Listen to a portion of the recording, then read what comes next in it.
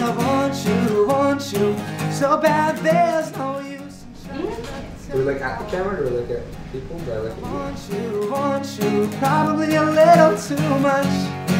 That's alright. Hi, Kamala, this is Andrea, and we have Dustin in our studio today. We're from Radio Heatwave. So CTV and Radio Heatwave presents to you an upcoming artist all the way from USA, and he picked up music only 2 years back. And he's close to 36,000 fans on his Facebook page. He sings acoustic pop rock songs and has a very unique and soothing voice. He has performed in Taiwan and Switzerland and is now in Singapore for the recent Music Matters Award, Music Matters 2012. So he performed at Clarke Quay for the past 3 nights to a huge audience that fell in love with him. And it's my pleasure to introduce 21-year-old singer and songwriter from Florida, Dustin McGahee. Thank you. Thank you for having me here. Yeah, you're welcome. So he's in black, with black shoes and red shoelaces, and black and red sunglasses that he's sharing with us about. Yeah, do you know for the past few days, right, every time that we see him, he always seems to be wearing a black shirt and blue jeans because it's a signature look, right? Yeah, I guess so. I don't know. It's easy to buy black shirts, they're cheap. It's like $5. And his hair reminds you of someone. No, it doesn't! And it's someone who was recently on Forbes magazine. Great. But he's successful. Don't you That's want why to him? maybe I should just grow a beard and get out of that whole look. Who's that? I can't grow a beard. If you say we run out of the studio. If you say it. If you say who? Possibly. Okay, we shall. You might see like the camera might just go to static. And, like, you hear about this on the news tomorrow. Oh boy. Alright, Dustin has been in Singapore since Tuesday, right? Last Tuesday? Yeah, last Monday. Or last Monday. And he was here for Music Matters 2012 and he performed at Clarke Quay. So far, right, how has the experience at the Music Matters conference as well as Music Matters Live been for you? It's been phenomenal. The crowd was awesome. It was before all the K-pop bands. So awesome crowd, and Music Matters was just great. Like really got a lot of good contacts, and it's great for every musician should have the chance to do that. What is the one thing that stuck to you most out of the whole experience in Singapore so far? The main stage performance of Music Matters. Definitely that performance that night. Alright, I saw it. The crowd started singing to your songs, right? Yeah. It was phenomenal. How do you feel when the crowd started singing your song? When they like HD It was great. I was loving it. I started like jumping up and down, playing guitar, and yeah, all of a sudden they never heard any of my songs, and they started singing along with each one of them by the end of the song. So it was great.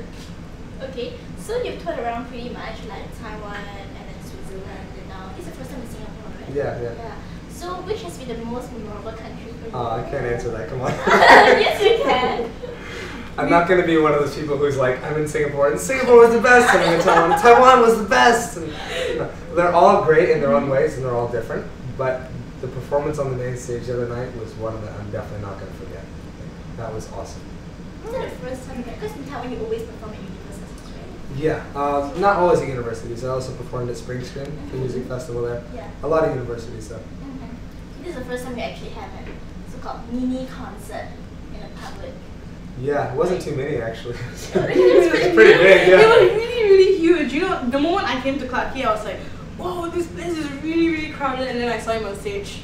Was he flipping his hair? No, it wasn't. I didn't do that. The JB look.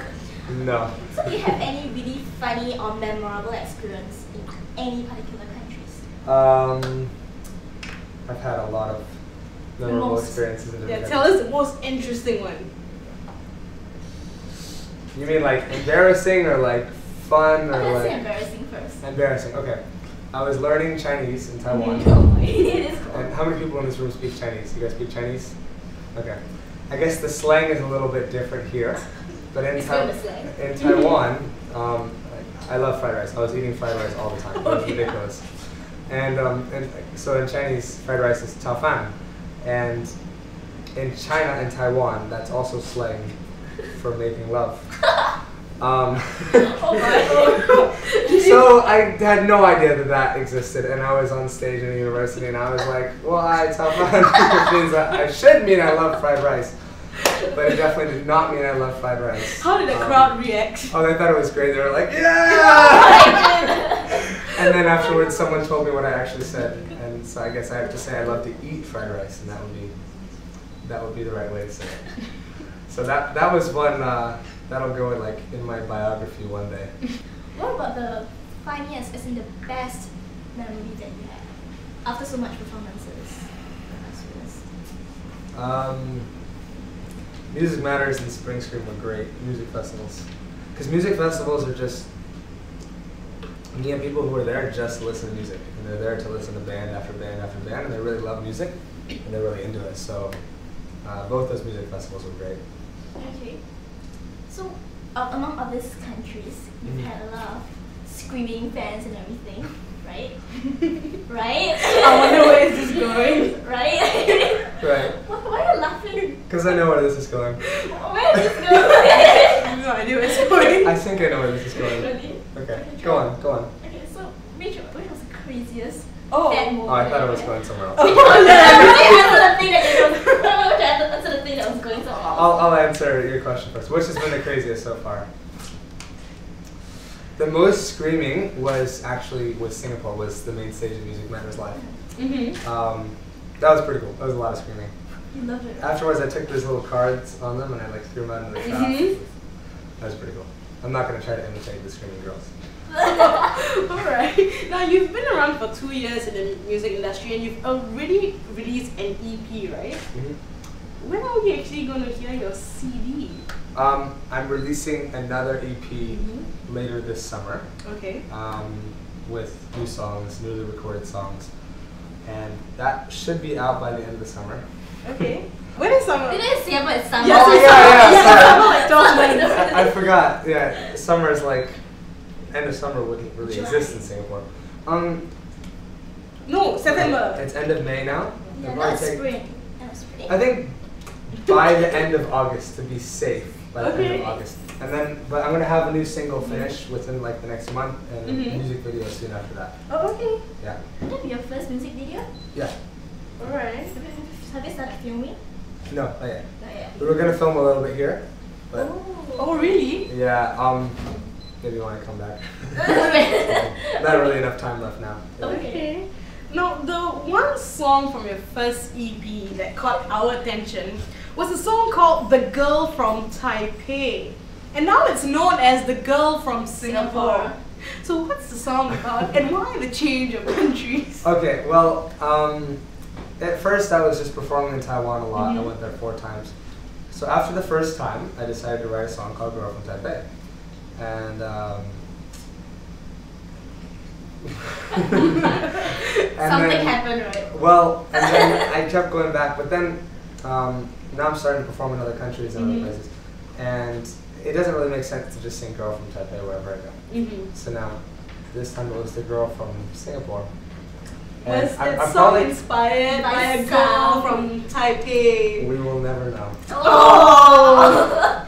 We'll never know, Cams. Yeah, probably if you off the camera and you know everything. No, we'll dig out of them later, Yeah, okay? our tricky cameraman over there is gonna cover up the red light. Yeah, we'll never know the answer to that.